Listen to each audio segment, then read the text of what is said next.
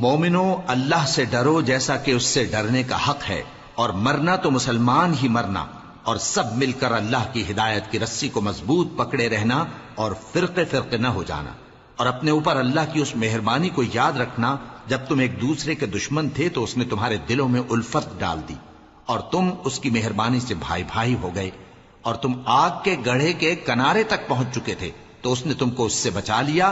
اس طرح اللہ تم کو اپنی آیتیں کھول کھول کر سناتا ہے تاکہ تم راہ راست پر رہو۔ اور تم میں ایک جماعت ایسی ہونی چاہیے جو لوگوں کو نیکی کی طرف بلائے اور اچھے کام کرنے کا حکم دے اور برے کاموں سے منع کرے، یہی لوگ ہیں جو کامیاب ہیں۔ اور ان لوگوں کی طرح نہ ہونا جو متفرق ہو گئے اور صاف احکام آنے کے بعد ایک دوسرے سے اختلاف کرنے لگے۔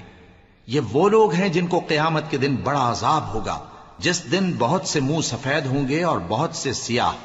تو جن لوگوں کے منہ سیاہ ہوں گے ان سے اللہ فرمائے گا، کیا تم ایمان لا کر کافر ہو گئے تھے؟ سو اب اس کفر کے بدلے عذاب کے مزے چکھو۔ اور جن لوگوں کے منہ سفید ہوں گے وہ اللہ کی رحمت کے باغوں میں ہوں گے اور ان میں ہمیشہ رہیں گے۔ یہ اللہ کی آیتیں ہیں جو ہم تم کو ٹھیک ٹھیک پڑھ کر سناتے ہیں، اور اللہ اہل عالم پر ظلم نہیں کرنا چاہتا، اور جو کچھ آسمانوں میں اور جو کچھ زمین میں ہے سب اللہ ہی کا ہے، اور سب کاموں کا انجام اللہ ہی کی طرف ہے۔ مومنو، تم بہترین امت ہو جسے لوگوں کی ہدایت کے لیے میدان میں لایا گیا ہے کہ تم نیک کام کرنے کو کہتے ہو اور برے کاموں سے منع کرتے ہو اور اللہ پر ایمان رکھتے ہو۔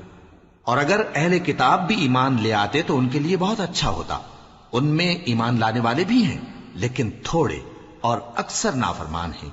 یہ تمہیں خفیف سی تکلیف کے سوا کچھ نقصان نہیں پہنچا سکیں گے، اور اگر تم سے لڑیں گے تو پیٹ پھیر کر بھاگ جائیں گے، پھر ان کو مدد بھی کہیں سے نہیں ملے گی۔ یہ جہاں نظر آئیں گے تم دیکھو گے کہ ذلت ان سے چمٹ رہی ہے، بجز اس کے کہ یہ اللہ کی پناہ میں یا مسلمان لوگوں کی پناہ میں آ جائیں۔